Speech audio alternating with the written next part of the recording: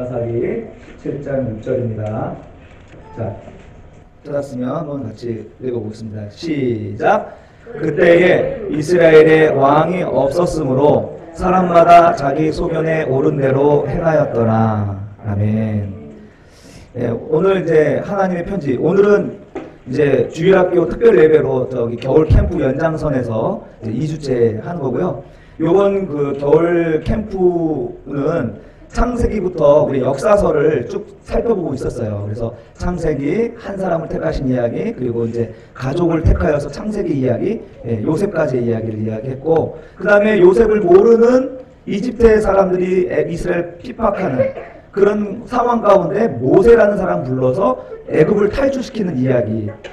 그 다음에 이제 오늘은 그 하나님의 편지로서 수삭, 룻삼 왕에 해당되는 이야기입니다. 수, 여호수아, 삿, 사사기, 룻, 룻기, 삼, 사무엘 상하, 왕, 열왕기 상하, 이 내용들을 이제 좀 크게 개관해서 이야기하고자 하는데, 자, 중요한 거 우리 계속 한번 봅시다.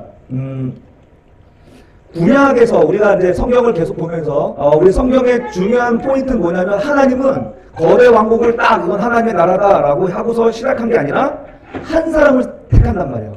한 사람을 택해서 그 사람의 가족을 이루고 그 가정의 확장이 이제 하나님의 그 국가를 이루는 거거든요. 그래서 창세기는 이 한 사람으로부터 시작이 됩니다. 그리고 창세기 끝 50장까지의 내용은 바로 이제 그 한 사람이 시작된 그 가문이 이제 아브람과 이삭과 야곱, 그리고 야곱의 12지파의 요셉까지의 내용이 이제 창세기의 내용이었습니다. 그 가족의 이야기예요. 그런데 이 가족이 어떻게 하나님의 나라가 되느냐, 그 하나님의 나라를 만들기 위한 과정이 뭐냐면 출애굽기부터 신명기의 이야기인 거예요. 여러분, 국가가 이루어지는 조건이 뭐라고 그랬어요? 국민이 있어야 나라가 세워지죠. 국민이 없는 나라가 있어요? 그렇죠. 백성이 있어야 돼. 국민이 있어야 되고, 또 하나는 그 나라를 주관할 수 있는 주권이 있어야 되는데 법으로 그 주권을 행사하죠. 이 법이 있어야 되는 게 법이. 그리고 시내산에서 법을 받죠. 그리고 또 하나 뭐예요? 그 나라 백성들이 살 곳이 있어야 되잖아요. 뭐예요 그게? 영토. 이게 이제 국가가 이루어지는 요소잖아요. 하나님은 출애굽기에서 신명기까지의 내용이 뭐냐면 이 하나님의 국가로, 지금 가족에서 국가로 가는 그 과정을 기록하는 내용이에요. 자, 그런데 이 내용이 사실은 아담의 실패에서부터 시작된 거잖아요. 그래서 불완전해요. 완전하지 않아요. 근데 이제 신약에 가면 또 한 사람을 하나님께서 세우세요. 자, 신약에서 그 한 사람 누구예요? 예수님. 신약에서 하나님이 세우신 한 사람, 바로 예수님을 통하여서 이제 교회를 세우는 거예요. 가족인데 그것을 신약에서는 교회라고 얘기하는 거예요. 그리고 그 교회가 세워져 나가는 과정이 이제 복음서의 내용이고 서신서의 내용이에요. 자, 이제 이 교회가 세워지는 이제 최종적인 국가가 세워지는 내용이 어디에 담겨 있어요, 여러분? 요한계시록에 담겨 있는 거예요. 하나님은 이러한 방식으로 한 사람을 시작해서 자, 우리가 가족이 형성이 되고 또 국가가 만들어지는 것처럼 오늘날 우리 신앙생활 할 때도 한 사람을 통해 하나님이 찾으시는 그 한 사람을 통하여서 교회가 세워지는 거예요. 하나님이 찾으시는 그 한 사람을 통해서 국가가 세워지는 거예요. 자, 천지 창조를 맨 마지막에 사람을 창조하시면서 그 모든 우주 만물을 누구에게 주셨어요? 사람에게 주셨죠. 자, 그러면은 사람 안에 뭐가 있는 거예요? 사람 안에 천지 만물이 있는 거예요. 그래 안 그래요? 왜? 하나님은 이 모든 것을 만들고 사람에게 주셨으니까. 사람 안에는 천지 만물이 있는 거예요. 자, 거꾸로 얘기하면 지난주에도 얘기했지만 사람을 보시고 가정을 구원하시는 거예요. 하나님이 찾으시는 그 한 사람을 보시고 나라를 구하시는 거예요. 무슨 말인지 알죠? 의로운 사람 한 사람 있으면 하나님은 그 나라를 멸하시지 못하시는 거예요. 왜? 그 한 사람 안에 우주 만물이 담겨있기 때문에 그래요. 자, 우리 에덴 동산에서의 타락, 우리 친구들 생각할 때 타락이 없었으면 좋겠는데 왜 이런 선악과를 만들어가지고 우리를 타락하게 만드는가. 그런데 잘 들으세요. 사람의 타락, 사람의 의심, 이것은 필연적이었던 거예요. 필연적인 거. 왜? 하나님은 로봇을 만들었어요. 하나님의 형상으로 사람을 만들었어요. 자, 로봇이나 프로그램은 프로그램대로 가죠. 인격적으로 우리가 대화를 나눌 수가 있어요? 교제할 수가 있어요? 절대 그럴 수가 없죠. 하나님은 사람을 사귀려고, 하나님은 사람과 사귀려고 창조를 한 거예요. 그래서 하나님의 형상으로 만든 거예요. 로봇을 만든 게 아니라는 거죠.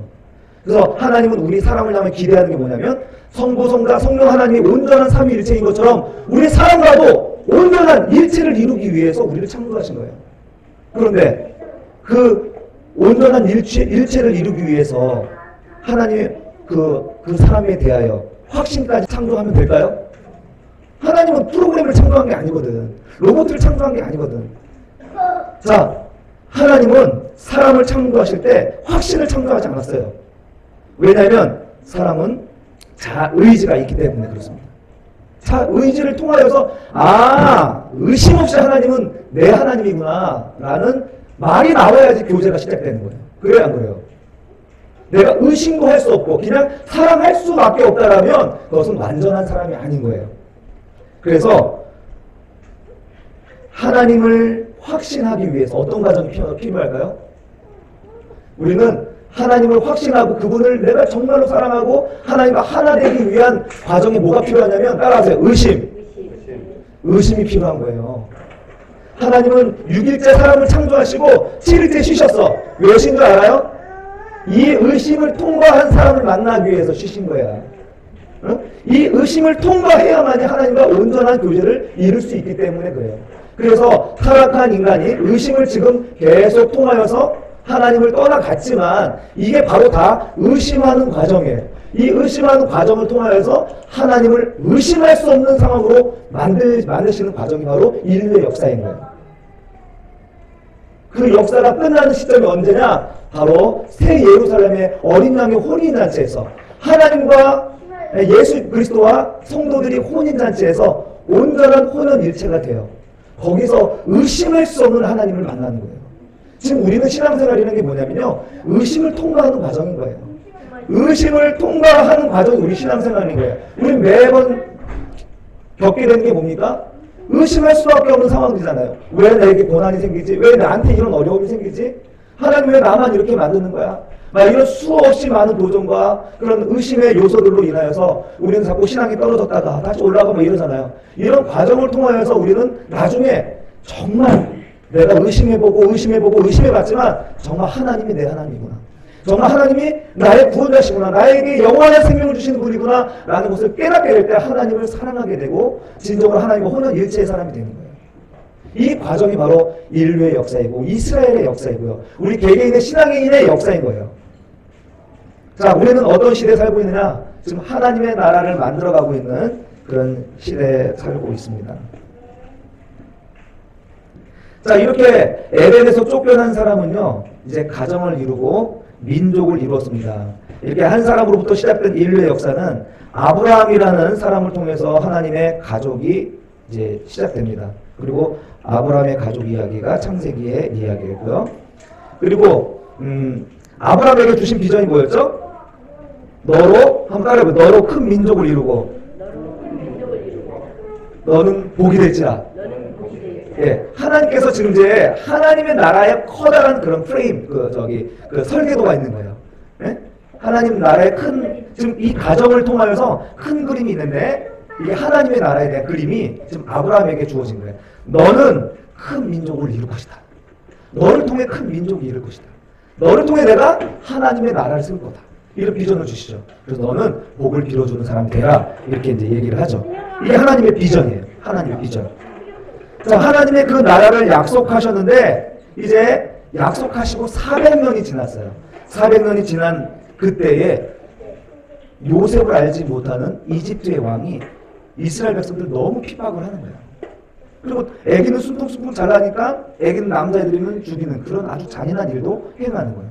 이때 하나님께 막 부르짖으니까 하나님이 내가 하나님 나라를 이룰 때가 되었구나 라고 생각하고 부르신 사람 누구요? 모세. 요셉의 400년 지난 인물 모세를 통하여서 이제 이스라엘 백성들을 이집트에서 탈출하여 이제 광야로 가고 광야에서 하나님의 영토 가나안 땅으로 이제 이끌어가는 거죠. 그게 이제 출애굽기에서 신명기까지의 내용입니다. 자, 이제 신명기가 끝나면 어떤 내용이 시작하면 여호수아라는 책이 나와요. 여호수아부터는 어떤 이야기냐면 가나안 땅에서의 이야기의 시작이 이제 바로 여호수아부터예요. 여호수아부터 가나안 땅에서의 이야기가 시작되는 거예요. 네. 자, 이 여호수아 시대에서 이제 하나님을 모르는 세대, 이 이스라엘 그 광야 시대의 그 기적을 모르는 모르는 세대들이 막 태어나기 시작했어요. 그래서 하나님의 기적을 보지도 못했고, 요단강이 열리면서 들어온 이야기도 그냥 말로만 들었던 그런 세대. 이런 세대들이 일어나니까 하나님의 말씀에 대한 이게 뭐가 피부로 와닿지 않는 좀 막연한 그런 신앙의 시대가 열리게 돼요. 그래서 신앙이 계속 들쑥날쑥한 시대가 되죠. 여호수아가 지난 다음에 바로 사사 시대가 열리는데요. 이제 사사 시대는 뭐냐면, 사사는 쉽게 말하면 판사예요. 판사. 예. 판사가 이 가나안 땅에서 백성들을 다스리는 거예요. 사람들이 다툼이 있으면 판결해주고, 또 외적의 침입이 있으면 하나님의 성령의 감동으로 대적들을 물리치는 이런 일들을 하는 게 바로 판사, 바로 사사였어요. 사사. 그리고 이 땅을 다스리는데, 사람들은 이 사사 시대가 불완전한 시대다 이렇게 얘기를 해요. 그거는 이제 인류학자라든지 뭐 사회 진화론을 공부한 사람들이 하는 얘기고, 이 사사 시대는 하나님이 생각하시는 완전한 하나님의 나라의 모델이에요. 자, 보세요. 이 이스라엘 백성이 가나안 땅에 머물고 있는 이 땅의 왕은 누구예요? 이 땅의 왕은 누구예요? 통치자가 누구예요?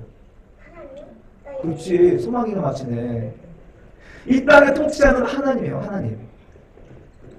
그리고 그 땅의 백성들은 이스라엘 백성들이고, 그 영토는 가나안 땅이고, 그리고 그들에게 하나님이 주신 율법이 있고 예배가 있고 제사가 있어요. 그리고 그들을 가르쳐줄 종교 지도자들, 레위인들이 있어요. 그리고 사람들에게 어떤 일상생활의 문제, 국제적인 문제를 해결해줄 판사가 있어요. 자, 그럼 부족한 게 있어요? 여기는 사회 구조적으로 부족한 게 하나도 없어요. 하나님이 생각하는 완전한 형태의 나라, 유무상통이 일어나는 완전한 형태의 나라가 사실은 사사기예요. 근데 사사기가 왜 불완전하고 왜 과도기적인 그 시대라고 보냐면, 그 사람의 연약해서 그래요. 이 사사들이 하나님의 그 감동으로 정말 위대한 일을 했지만, 그 이후에 자꾸 자기가 왕이 되려고 하는, 자기가 주인이 되려고 하기 때문에 백성들을 온전히 잘 통치할 수가 없었던 거죠. 자, 거기에 한번 사사들의 이름을 한번 볼까요? 한번 이름들 한번 봅시다. 온니엘, 그게 갈렙의 조카이고요. 이스라엘의 최초의 사사입니다. 네. 그리고 에훗, 왼손잡이이고요. 모압과 에글론 왕을 암살을 해요. 그 에글론 왕이 얼마나 돼지 같은지 칼을 찔렀는데 칼에 기름이 엉겨서 빠지지 않을 정도로 아주 탐욕스러운 왕이었는데, 왼손잡이 에훗이 그를 암살하고 사사로 통치를 하던 시대가 있어요. 근데 왼손잡이는 부끄러운, 그 시대로 봤을 때는 왼손잡이는 부끄러운 자예요. 그러니까 병신 취급, 장애인 취급하는 게 왼손잡이였어요. 옛날에는. 지금은 왼손잡이, 양손잡이면 와, 너 머리 똑똑하겠다 막 그런데, 옛날의 관점에서는 왼손잡이는 부끄러운 거였어요. 삼갈, 소 모는 막대기. 자, 삼갈의 직업이 뭐라는 거예요? 양치기. 그 양치기가 성령의 감동으로 블레셋 사람들을 제압해 버리는 거예요. 그래갖고 이 삼갈이 양치기임에도 불구하고 사사로 지내요. 드보라, 여러분 드보라 잘 알죠? 드보라는 남자예요, 여자예요? 여자예요. 예, 가나안 장군을 제압하는 아주 위대한, 아주 오랜 기간 사사로 지냈던 여자 사사예요. 자, 그 당시에 여자는 인정받았어요, 못 받았어요? 못 받은 시대의 여자가 사사가 된 거예요. 굉장한 거 아닌가요? 돌라, 야일, 입산, 엘론, 압돈, 이 사람들은 이 놀라운 사사들의 후감을 입고 잘 먹고 잘 살다 간 사람이야. 별 기록이 없어요. 그리고 입다라는 사람은 누구냐면 기생의 아들이에요. 자기 아버지가 누군지 몰라. 기생의 아들. 그래서 쫓겨났다가 암몬이 쳐들어왔을 때에 입다의 어떤 그 능력과 그리고 그 신앙심 때문에 그 이스라엘 장로들이 불러서 도와달라 했을 때 입다가 그 블레셋들을 물리치고, 그리고 암몬을 물리치고, 그리고 이제 이스라엘의 사사가 돼요. 그리고 마지막 여러분 잘 아시는 삼손 알죠? 삼손은 처음에 거룩하기 시작해. 나시린으로. 그런데 들리는 여자를 너무 좋아해서 여자에게 꾀형을 당해서 머리카락이 다 뽑히고 그리고 눈이 뽑혀버려요. 힘을 다 잊어버려요. 그 능력이 강했던 블레셋 사람들이 두렵고 떨었던 이 삼손이 완전히 그냥 고깃덩어리가 돼버렸어요. 그런데 마지막에 삼손을 놀리고 삼손을 통하여 여호와 하나님을 저주하려는 그 사람들을 그 모인 원형 경기장에서 두 기둥을 붙잡고 하나님께 부르짖으면서 기도해요. 이번만 나를 강하게 하사 하면서 탁 벽을 무너뜨리는데 자기가 살아생전에 블레셋을 물리치는 숫자보다 훨씬 많은 블레셋 사람들이 거기서 죽었다. 이런 기록이 바로 이제 사사기의 내용이죠. 자, 보면은 어때요? 이 사사들의 모습들을 보면 굉장히 인간적이죠. 뭔가 뭐 위대하고 뛰어나고 인간적으로 탁월한 면모보다는 부족한 면모들이 많이 있어요. 왜 하나님 이런 부족한 사람들을 부르셨을까요? 너희가 너희 자신을 알고 너희가 하나님을 바라보면서 백성들을 겸손히 통치하라는 거 아니겠어요? 그런데 이 사람들이 능력과 힘을 얻고 나서 교만해지잖아요. 그렇죠? 이게 인간의 문제인 거예요. 사사시대는 마치 어느 때와 같냐면 바로 에덴 동산과 똑같은 거예요. 모든 사람은 다 할 수 있어요. 모든 사람은 다 될 수가 있어요. 금지된 게 하나도 없어요. 고대 사회의 그 자유민이라는 것은 있을 수 없는 사회체제예요. 그 시대, 그 당시에 다른 나라는 막 신전을 짓고 백성들을 노예처럼 부리던 시대란 말이에요. 그런데 이 사사시대는 그 건물도 짓지 못하게 하나님이 하시죠. 돌을 정으로 쪼아서 뭐 만들지 말라고 하시잖아요. 그러니까 얼마나 자유로운 백성들이냐고요. 이런 민주국가가 어디 있어요? 이런 민주복지 사회가 어디 있냐고요. 뭐든지 할 수 있고 뭐든지 될 수 있는 이런 사회에서 하나님은 사사를 통해서 누굴 보라는 거예요? 하나님을 보라는 거예요.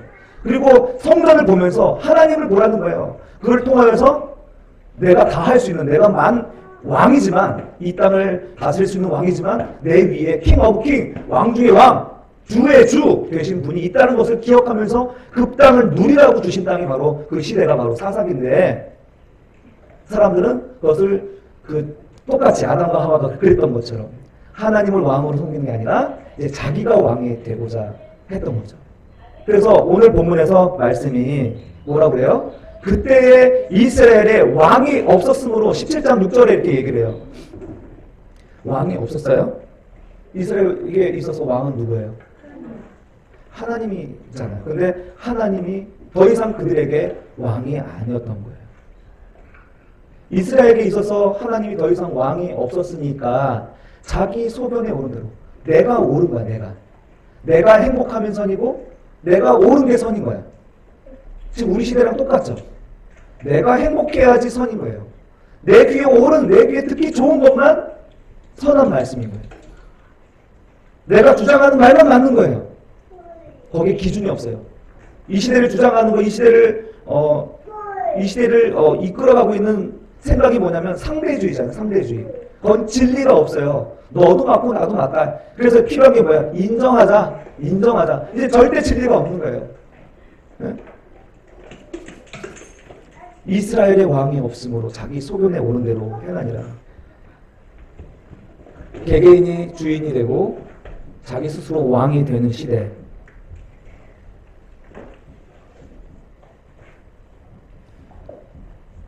실제로 사사들이 이런 인간적인 연약함이 또 있었기 때문에 하나님은 그 왕을 또 주지 않을 수가 없었죠. 삼손 이후에 사사가 누구냐면 이제 엘리 제사장이 사사로 통치를 했고, 엘리 제사장 제자가 바로 사무엘입니다. 이 사무엘이 사사 시대로 있을 때에 백성들이 왕을 요구하죠. 네, 왕을 요구합니다. 하나님이라는 왕 말고 우리 눈에 보이는 왕을 달라고 요구를 하죠. 그래서 사울 왕이 초대 왕으로 세워졌어요. 근데 사울 왕이 세워졌을 때는 인간 왕으로 세워진 게 아니에요. 사사로서의 왕이에요. 무슨 말인지 알죠? 왕으로, 인간의 왕으로 불려지지만 사사가 아니라, 왕이 아니라 사사로서 왕으로 세워진 거예요. 그 위에 누가 있냐면 하나님이 있다는 거예요. 그런데 처음에 겸손하게 왕이 됐어, 사울이. 그런데 갈수록 자기가 점점 교만해지는 거야. 어떤 일이 있었는지 알아요? 블레셋이 쳐들어와서 이제 하나님께 제사를 드리고 이 전쟁을 어떻게 해야 되는가 물어야 되는데 그것은 제사장만이 하는 일이거든. 그래서 사무엘이 와서 하나님께 묻고 전쟁을 치러야 되는데 기다리지 못하고 사울이 자기가 제사를 드려요. 이 사건이 뭐냐면 하나님이 아니라 자기가 이제 주도권을 가지고 왕이 되어서 통치하겠다는 그런 의미거든요. 하나님이 거기서 그를 버려버렸어요. 버리셨어요. 그리고 마음이 아픈 사람 누구 찾았어요? 두 번째 왕? 다윗. 다윗이 바로 두 번째 통치자로 세워졌어요. 다윗은 여러분 읽어보면 알겠지만 인간 왕으로서 보여지지 않았죠. 항상 하나님께 여쭙죠. 그가 전쟁을 수행할 때에도 제사장에게 이 전쟁 어떻게 해야 할까? 그러면 하나님이 올라가서 쳐라. 그들은 너의 손에 붙였다. 이렇게 얘기를 하죠.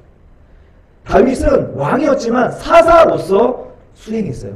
그런데 딱 한 번 자기가 왕이 되려고 할 때 인구조사와 또 자기 드릴라 바세바를 범하는 일, 이럴 때 하나님이 징계를 내리시잖아요. 다시 회개하고 돌아오는. 바로 다윗이 바로 사사로서의 왕이기 때문에 하나님이 그를 통하여서 영원한 언약을 세워요. 자, 이것이 바로 사무엘 상하의 내용입니다. 자, 왕의 이야기가 이제 사울부터 시작되었고 사무엘 상하 그리고 이제 다윗까지 이야기 됐는데 열왕기부터는 누구의 이야기가 시작되면 솔로몬의 이야기가 시작돼요. 솔로몬부터 이제 시드기야까지 나라가 멸망하는 이야기까지가 진행돼요. 자, 왜 똑같은 왕의 이야기인데 한결한 소라. 똑같은 왕의 이야기인데 왜 사무엘서와 열왕기서가 나눠졌을까요? 장수가 모자라서 그것도 가지겠다. 많은 내용들이 사무엘 상하가 있으니까 사무엘 시대 때 있었으니까. 그런데 우리 신앙적으로 한번 해석해 봅시다. 사무엘 상하 다윗까지 이야기는 하나님이 왕인 시대예요. 하나님이 왕으로서 대리 통치자로 사울과 다윗이 세워진 거예요. 그러나 이제 솔로몬부터는 어떤 통치자냐면 대리 통치자가 아니라 이제 자기가 왕이 되는 시대예요. 자기가 왕이 되는 시대의 이야기가 이제 열왕기서의 이야기인 거예요. 자, 사무엘 상하의 결론은 뭐예요? 하나님이 그 나라에 엄청난 풍성한 열매를 주시죠. 그 나라가 강성해지죠. 그 나라가 평화. 샬롬의 시대가 바로 사무엘 상하의 결론이에요. 그 샬롬의 결과가 샬롬 왕 솔로몬이 되었잖아요. 근데 이 솔로몬으로부터는 이제 자기가 왕의 시대. 이 결론이 뭡니까? 열왕기서의 결론이 뭐예요? 나라의 멸망이고 모든 평화는 깨지고 약해지고 약탈되어지는 그것이 바로 열왕기서의 결론이에요. 오늘 성도들에게 이렇게 묻습니다. 성경은. 오늘 우리의 왕은 누굽니까? 여러분의 왕은 누구예요? 여러분 무엇을 따라 순종하며 살아가고 있습니까? 그것을 물어보는 거예요. 내 욕심을 따라가고 있는지, 내 욕심에 따라 순종하며 살아가고 있는지, 하나님 말씀에 비추어서 하나님의 뜻을 구하며 그 뜻에 순종하며 살아가고 있는지를 묻고 있습니다. 그런데 여러분 기억하세요. 내가 섬기는 왕이 누구냐에 따라서 그 통치의 내용이 다른 거예요. 우리 평화의 왕이 우리를 다스리면 우리의 삶은 평화한 거예요. 후쿠선장이 나를 이끌어가면 나는 해적밖에 안 되는 거예요. 여러분, 우리의 왕을 한번 다시 생각해 봤으면 좋겠어요. 우리 친구들, 또 우리 성도님들, 오늘 우리에게 묻습니다. 여러분들의 왕은 누구냐? 우리의 왕은 누구냐? 이 질문에 정직하게 대답하시고, 혹시 우리의 대답이 하나님 앞에서 참 부끄러운 이야기다 한다면 하나님 앞에서 주님은 나의 왕이십니다. 주님의 뜻이 어디 있습니까? 그 뜻에 순종하겠습니다. 그 뜻을 몰라서 우리가 방황할 때가 많은데 매일 아침마다 하나님의 말씀을 깨워주시고 말씀 묵상을 통하여서 하나님의 뜻, 하나님의 명령을 기다리겠습니다. 이런 마음으로 이제 2018년을 좀 살아가시면 어떨까 이런 생각을 하게 됩니다. 분명한 것은 여러분 하나님의 샬롬, 왕의 통치를 받으면 여러분의 삶이 평안과 풍요로움과 기쁨이 넘칠 것이라는 확신이 있는 줄로 믿습니다.